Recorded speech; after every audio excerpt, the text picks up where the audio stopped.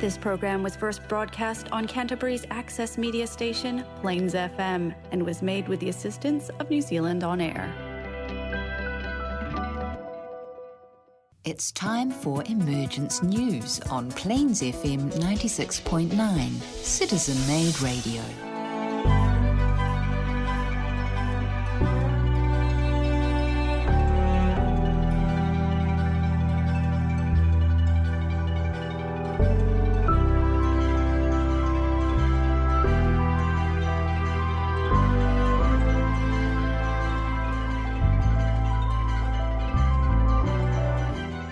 Greetings, kia ora and namaste, and welcome to Emergence News.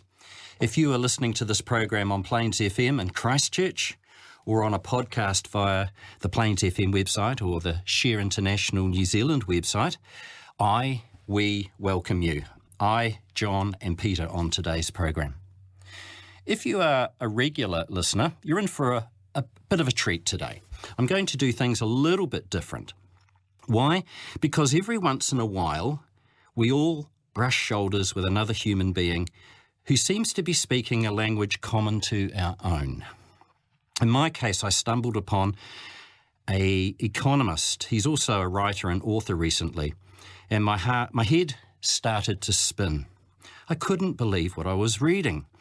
His written works focus on capitalism, and he believes companies and businesses must now reconceive their values. I then went onto YouTube and I listened to a 7-minute dissertation by Umair Hoque speaking on the global economy and what is now required in the 21st century. His words articulated what we'll be talking about on today's program, which is the subject of cooperation. John will be talking about cooperation versus competition, and later Peter will be talking about the magic of cooperation, referring particularly to Maitreya's words. However, first up, I ask you to listen to this challenge that Umair Hoque puts to all institutions, establishments and businesses. And I quote, "The challenge for you is for every incremental dollar that the global citizen earns, you have to deliver them not just faster, cheaper now, but smarter, fitter, wiser and closer. You have to do more of that for every dollar that they spend with you. Otherwise, within the next decade, your relationship with them is frankly toast. They will never trust you, much less love, respect, or adore. And they won't want to have anything to do with you. So unless you get these basic economics right, and have a listen to this, average global income is around the 10K per annum mark, and happiness is at 70K. There is a huge difference between them, and you have to start delivering more meaning per dollar. You have to start delivering a more happiness bang per buck. Every penny of disposable income and investment that the global citizen has, you have to make it count much more in human terms. Unless you start doing that, I think your days are numbered. And I think that you are going to have to take a quantum leap today. In the face of this global economy, which when you take a look around the world is racked by problems, riots, social unrest, social polarisation, political gridlock. All of these problems are symptoms of the larger global economics that I'm describing to you. That happiness and a meaningful life are luxuries that are out of reach now, not just for the rich, but for the global middle classes and the global poor. So, you are going to have to start delivering this stuff. So if you ask me these 3 questions, how do I build a 21st century brand? How do I reconnect with people? And How do I reconnect this broken relationship between institutions, businesses, establishments, and people? That's my no-nonsense answer to you. You have to get serious. Not just about stuff anymore, but about real human lives. And if you don't do it, then I think you are on the way out in the next decade. Because I think there will be competitors who do take the idea of real human outcomes and real human well-being much more seriously. Because you can't fight it. You can try and run from these economics, but you can't hide. So the companies who do take these values seriously, the institutions that do master these new economics and deliver more well-being to people for every dollar that they earn and spend and invest, those are going to be the institutions that survive and thrive in the 21st century. Trust is everything for a society, but especially now, in this age of climate and pandemic threats. Why? Because populations must be able to cooperate. To defeat the great threats of the 21st century, individualistic approaches and attitudes and cultures no longer work or function. Whether pandemics, climate change, ecological collapse or inequality, no problem of the 21st century can now be defeated in an individualistic way. That is why, though America and Britain try, they fail over and over again. Individualism cannot yield the level and intensity of the collective action that is now required and now necessary. By the way, leadership in the 21st century is not about using force to defeat some imagined enemy. It is about just the opposite. A society being able to come together and cooperate, invest to lift its own living standards. So the future is no longer about exploitation. It is about cooperation.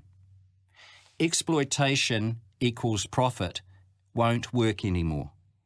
It's operating from an outdated formula. It's now about cooperation rather than competition. And that's the theme of today's program. As I said earlier, John will be talking about cooperation versus competition, and Peter will be quoting the words of Maitreya in regard to the magic of cooperation. Here on Emergence News.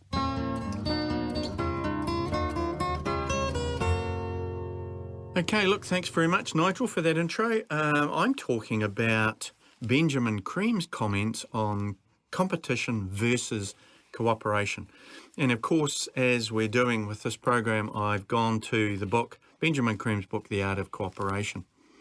And of course, with Benjamin Cream's writings, you start reading the stuff, you think you know who you are, and all of a sudden you suddenly realise you're not quite as clever as you think you were. So I thought I was a cooperative person, Peter. I did. I really did. Well, it turns out I can't even say it. I'm not nearly as smart, as clever or cooperative as I thought I was. No, I think sometimes we're cooperative on certain things, but, you know, other times we're sort of completely competitive. And, it turns out I'm a rude and insensitive idiot. But anyway, so if any of our listeners out there think you might qualify in any of those areas, please don't read the book, The Art of Cooperation. It'll confirm it for you. Anyway, he's asked a question, Benjamin Cream, and the questioner starts with this statement. The master says that the people in the world can be divided into two groups, those who compete and those who cooperate. And I really love that because Cream has said previously there's two types of people in the world, me people and we people. And I guess if you compete, you're a me, and if you can cooperate, you're a we. Anyway, the questioner goes on to say, is this division too strict? Haven't we all both types of attitude within ourselves?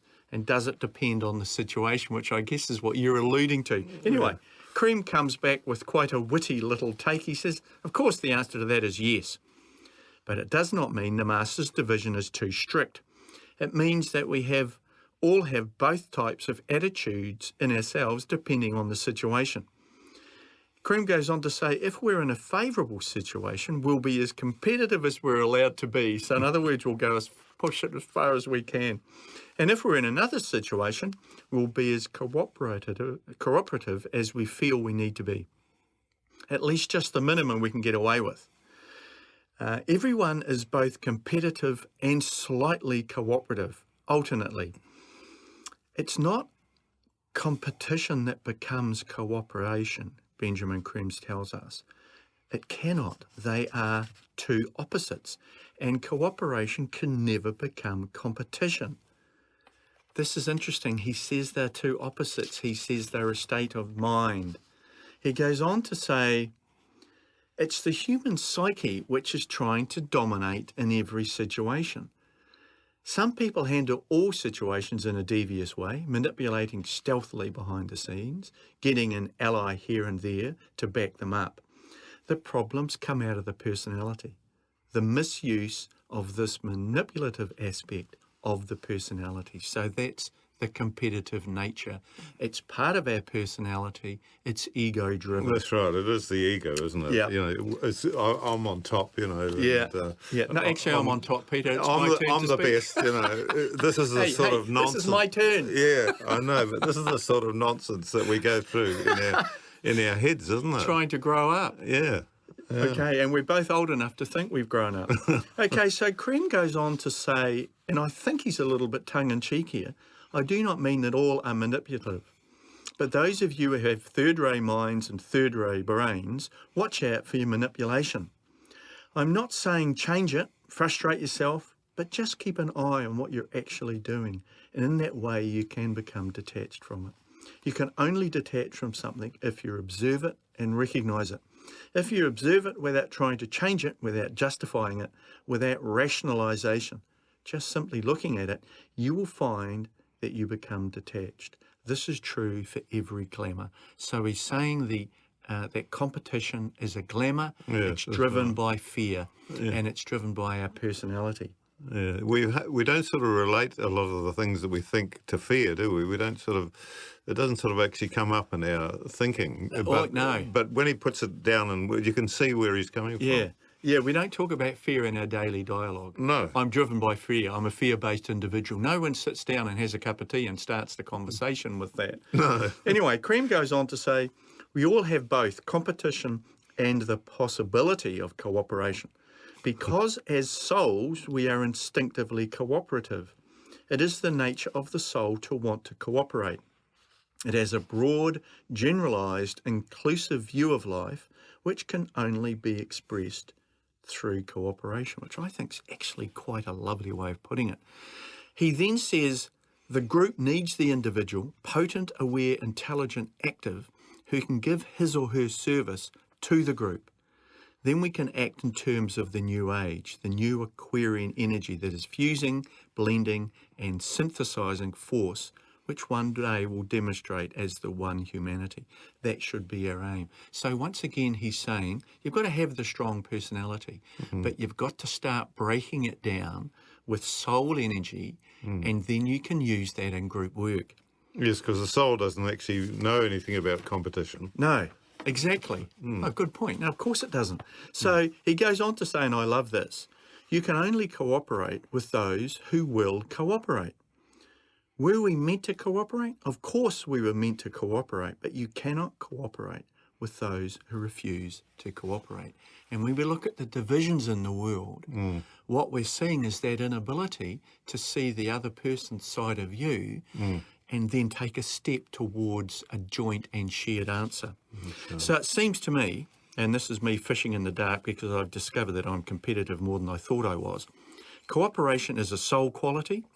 Therefore, your ability to cooperate depends on your soul connection. And therefore, that's your point of evolution. And I'm guessing, Peter, somewhere between 1.5 and 2 degree initiate, where the personality is being infused with the light of the soul, the physical body has been disciplined, and there is some management of the emotional body. 1.5 is also the point where the individual is becoming mentally polarised. Does that sound about right? That's right. That Yeah, if you're not above that 1.5, you're going to struggle to cooperate. Yeah, it's going to be mainly emotional energy that's sort of... Yeah, which is the basis of the personality, the basis of the ego. That's right. It's ego-driven, isn't it? Yeah, is that emotion, right. So to cooperate, then, to sum up, when you need some sort of soul connection, you need to be at least facing the soul on some level. You need to be involved in service, because service decentralises the personality. If you're serving others, then you start to think less about yourself. That's right, yeah. And the other thing I think we need is to be working in groups or with people that can cooperate, so that we can practice cooperating with each other. Yes, that's right. Yeah, definitely. It's the soul's goal to be cooperative, and this is what we're needing to work towards, isn't it? A soul expression through the personality. Right. Cool. Thank you. This is the Emergence News on Plains FM. For more information, go to shareinternational.org. The magic of cooperation. Just continuing on from what John was saying, but we've got a message, part of a message here from Maitreya himself, and I will show you that the way for man is the way of brotherhood, close cooperation and mutual trust and service. This is the only way. All else has failed. My friends, unless man can do this, man on this earth will cease to be. I threaten not, but simply state the truth. There is but little time left to restore the balance of nature and the world.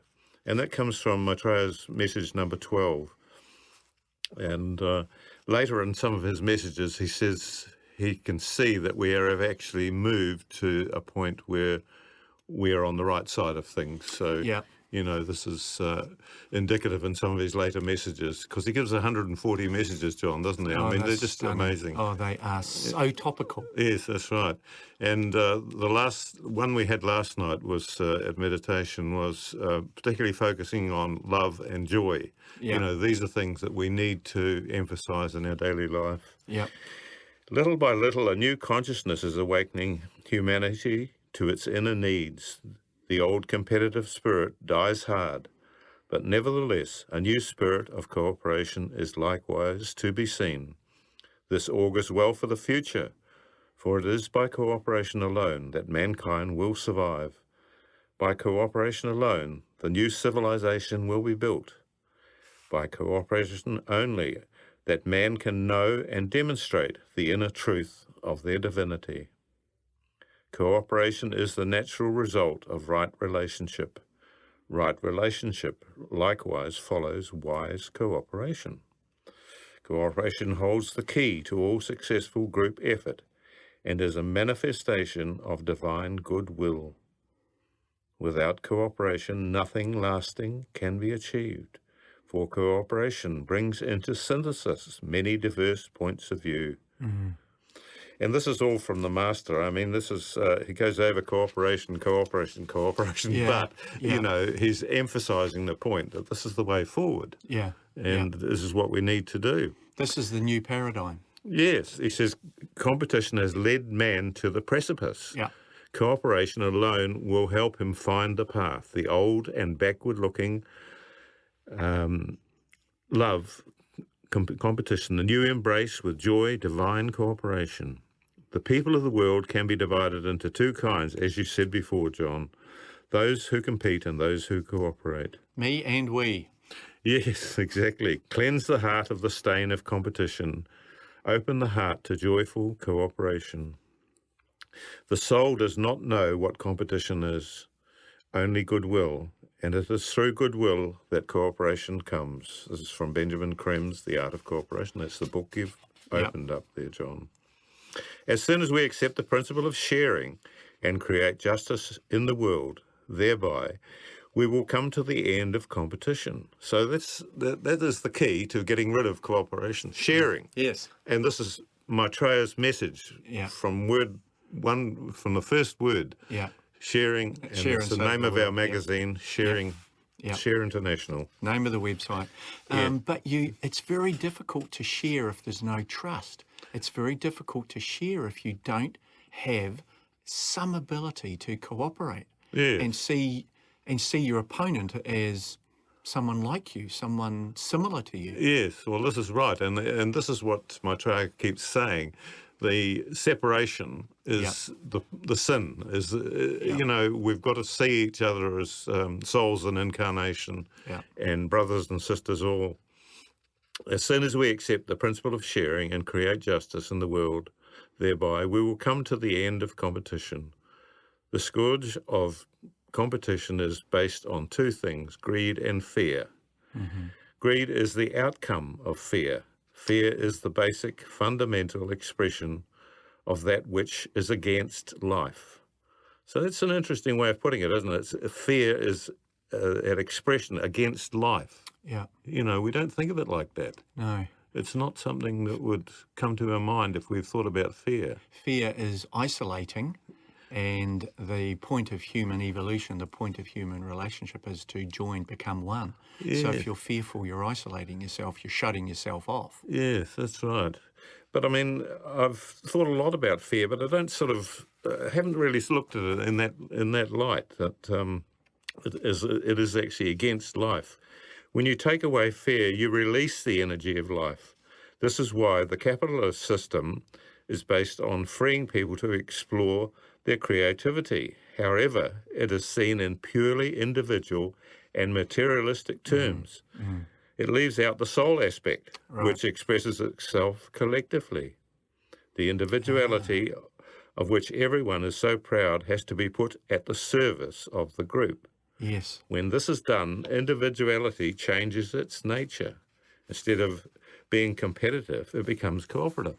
So once again, Cream has talked about you've got to build a strong personality, you've got to have that personality, so that when you give it up for group work, it is the loss of something you value. Yes, and it's something useful that the soul can grip. Right, yes. And work through and work with. Yes, that's right. And so the sharing is the key of keys, he says. Through sharing, men will come to know the meaning of God's love. Without sharing, there can be no future for man. For the time has come to manifest God's love, or die. Sharing provides the answer to all men's problems and is a sure entry into the new age. Through sharing, peace will prevail. Through sharing, justice will be won. Through sharing and cooperation, brotherhood will flourish, and a new glorious future opens for man. It's from the Master, Benjamin Graham's Master. Each day man looks anew at his life and fails to discern the causes of his discontent. Thus stands man at the crossroads of his life, awaiting a new dawn or a fateful and final slide into catastrophic war. Into the scene emerge Maitreya and his group of masters, carrying with them the banner of peace and love.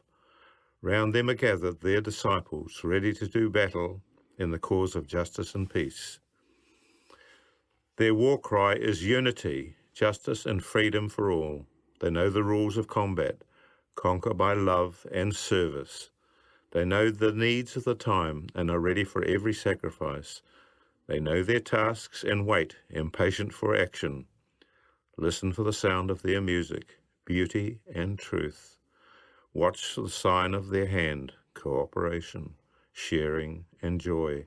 Make ready to recognize the work with these warriors of the new time and fulfill the purpose of your incarnation. Perfect. Very good. And I'm going to recommend to the listeners that book, The Art of Cooperation. It is really good. It's really, as I say, it keeps emphasising cooperation and unity, but it gives you the idea of how you get there. And we have to learn how to do it. Indeed. All this information can be found on the Share International website, www.share-international.org. And also don't forget the podcasts, which are available on the Plains FM website. We welcome your comments, questions and feedback. Please contact us at emergencenews@gmail.com. The opportunity to join our transmission is available Monday and Wednesday evenings and Thursday mornings, which gives us the possibility to do a service meditation in conjunction with Masters.